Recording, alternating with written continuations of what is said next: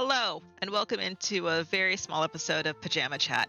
Today, we're going to be doing a little bit of Genshin Sightseeing. It's a bit different than what we've been doing before. Today, I want to talk about Mondstat, the island. So, whenever I started this game, I was pretty recent off of having played Tales of Legendia and Type 0, Final Fantasy Type 0. So, Final Fantasy Type 0 has something very similar to this, where this core city is on an island with a bridge leading to it. And then the map of Tales of Legendia looks a lot like this. Now, there's two possibilities that this could be, and my first instinct is the one from Legendia, from Type 0, and Final Fantasy VIII. If you are following my train of thought, you will know that I'm about to say, does this gigantic island that we are on, does it lift off into becoming an airship? Or a boat or something, because that's a lot what it looks like. It's also just sort of a weird shape in terms of like the rock formations around it. So let's go ahead and get to the far point of it. So yes, there's a church. We have to get all the way around it. There's a lovely little grave in the back of it. And then like this would be, an important thing. So we get all the way over here and so there are mountains that are pointed in the same direction. You can see there's mountains that are pointed up in this certain direction, and like there's ones there pointed up in that same direction, that kind of thing. And like if you follow the mountain points, right, like if you follow the points, they all point towards this direction, like up here, whatever is up there on the map. They're all like a wind storm or something happened and sheared off rock cliffs. And I say that because if you were present for the summer events where we went to these islands that are floating off. So we have to ride Dvalin or use Venti's power. There are islands far off this way. Those are the summer islands. We've gone there for 2 years. One time with Klee as like a special party with her mom from Alice. And another time with Fischl, and like it's a special time. But like, look at this mountain. Does it not just look like it's going to break apart and just reveal this ancient airship or boat underneath it? It's very odd. And I say this because you cannot see really the base of the water, because like you can kind of see a section of it and then all of a sudden it drops off and you can't see into it. And that's it. And there's no swimming in, and like it doesn't exist. Now, if I'm curious if someone's able to like get out of bounds somehow and go all the way down there, that'd be cool to see. But just I don't know, something about the mountain shape of it just sits weirdly with me. It just doesn't quite sit right. There's something odd about it. Now, the other potential idea is the shape of it is a skull of a lizard, dinosaur type creature. So like this is the snout, and then the eyes would be over here in this row type thing. And I don't know if that's right either. It's possible to have a gigantic skull that big, and I will show you so, but like as we get to the edges here, it doesn't look like it's teeth. It doesn't look like it could be, and the rock is just like disguising it. It could be a skull with a gaping maw inside of it. It's hard to tell because it's another one of those mountains that just like, it's angular and goes slowly upward, and I can't explain it. Something about it just doesn't sit right with me. Now, why do I think it could be a skull? because we have seen skulls before. Is there a skull in Dragon Spine? My brain is turning off if there's a skull here. Trying to look at the map to see if I can see if there is one. Where would it be? Because I know this is the heart and the ribs are over here. I don't know if his skull is over there.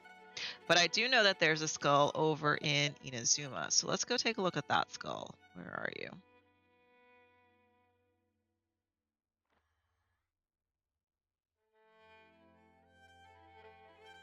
I'm looking. It says Serpent's Head. Is that where the head actually is? I should have researched where the head is before I started recording. It's... Oh, wait. No.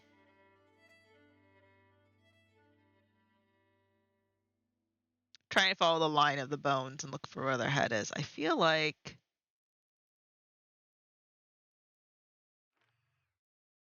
over on this side.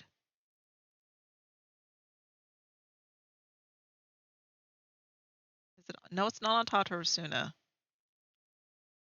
It's not over here. It's over here. You do see the head. Where is the head at?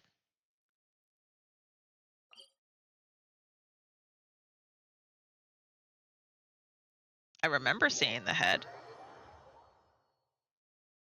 Been so long since I really explored Inazuma, though, to be fair. Oh, there it is. Okay. So obviously, it's not as big, right, as Mondstat itself, but you can see. So this is the head of a dragon. And you can see that, like, his entire body became the basis of the islands. So here's where his eyes are. We go all the way up here. And here's where, like, his nose was. And there's his mouth. So, like, you can see that, like, this kind of fits the sort of shape that could be Mondstat. Because his head has such an oddball type design to it. Yeah. Now, there is one other gigantic skull that I wanted to show you, and that one is actually in Fontaine. I know where that one is. She says while staring at the screen. There it is. So this head is larger than the one in Inazuma. It is the head of a dragon. However, this dragon might not be... Look how much bigger it is. This dragon might not be... Why did I fall? I need to look where I'm going. Might not be native to Teyvat. So the previous dragon is a water dragon. Umi Kami, I believe, was his name, or something along with that, because Umi means ocean, so water dragon is the idea. So his skull was easily half the size of this one's skull. This one's just massive. And his entire body, also like the previous one, created these gigantic sections of the mountain. And so we just go looking around here and, like, look at how big his eye socket is compared to the other one. Now, his skull also is going down into the water, and you can see that his dragon snout is also a different shape. This is more perhaps like dinosaur-y, whereas the other one was more like dragon-y. And if we go down underwater, you can see his teeth are also a different sort of design. And the general, like, shape of his jaw is also different. I'm certain there's someone out here who studies skulls of lizards and snakes and stuff and can tell us the difference. I do not know. But you can just see that, like, there's something also odd about this one. So this one, you can't even see the base of his jaw goes into the stone. because there's his snout, there's his like canines, and then the base of his jaw is just, it's gone. It's in the sand. We don't know where it is, and that's it. Now this dragon, we also know the name of. His name is Elinus, and Elinus comes from what we think to be the abyss. So that's probably why he's larger, because he has different energy running through him. The previous dragon, according to what we learned in the Three Realms Gateway and my interpretation, which of course I'm happy to be wrong, is a dragon of Vishap species, which means it comes from the realm of light. And if it comes from the realm of light, it's a Vishap, it's a dragon. And Elinus, that's what we're looking at right now, his skeleton. Elinus is a dragon that comes from the abyss. And so the realm of light and the abyss, which is like a dark realm or abyssal energy, they seem to do different stuff and different type things. And like the creatures that exist from them are also different. For example, when Elinus was here, running around the nation of Fontaine, he thought that he was like having fun and playing games with the creatures and the denizens native here. And even still in death, he's kind of confused that that's not the case. He was harming people. And he only really sort of realized that in sort of death, because he's not really dead. That's another story for another day. But he's realized that his corpse, his skeleton, has created life. And by his corpse and skeleton creating life, if he were to be revived and awoken, then the act of his corpse having flesh and blood upon it again will destroy the creatures that live inside of his skeleton. And those creatures came from his bone marrow, from his blood. And so to him, they are his very precious children. And they can hear his voice when they are young. And they all have special artifacts that belong to them, that give them a sense of purpose. So, is Mondstat built on a dragon skull? Is Mondstat built on an airship? Now, the idea of the airship has actually bugged me since this game released, since 1.0 when the game released. And I feel renewed theory for it when looking at the map of it, because in the story of Fontaine, hashtag spoilers. Okay. In Fontaine, it is revealed that someone is making a gigantic boat, an ark, and it looks kind of like a submarine, but it looks like an ark, basically, is how it's designed and how it's played out in the story. And that thing is massive. It's the size of a city. It's gigantic. So the fact that modern people in Fontaine, like, yes, they have more advanced technology than these people in Mondstat do have, but that's not to say that people in Mondstat's past did not have that sense of technology, because remember, the things that sealed off Storm Terror's lair was more than just Venti's magic. It was these devices placed around the city to seal off the tower. And you have to have a sense of technology to create those devices. So, I don't know, the map location and the fact we cannot see into the lake itself, it makes me very curious. Now, there's no skeleton pieces as we go farther out here. There's no skeleton pieces that we can see whatsoever. I do feel like there is a mouth over here somewhere with a dragon, but I can't think of it. I feel like it's over in this area, though. I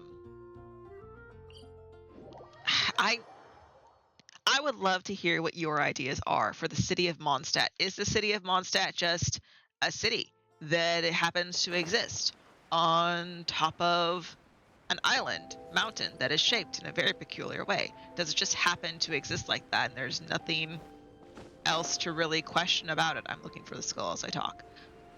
Or is it like I thought? Is it just a weird enough shape that maybe it is like an airship or something? Is it... It's not over here. Is it something else that's unique and fascinating? We don't really know. I was thinking, oh, wait, nope, there's a skull. I found it. Okay. So this is the skull of a dragon that was created by, I'm going to say human hands, but not quite human.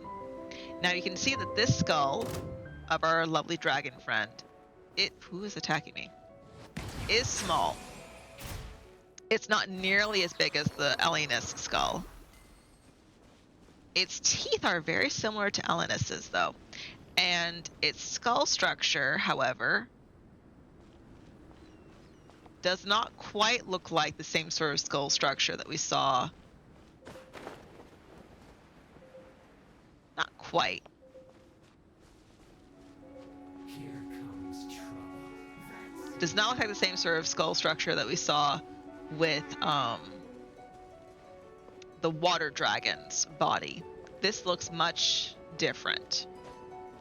Now, this is another case of a dragon's body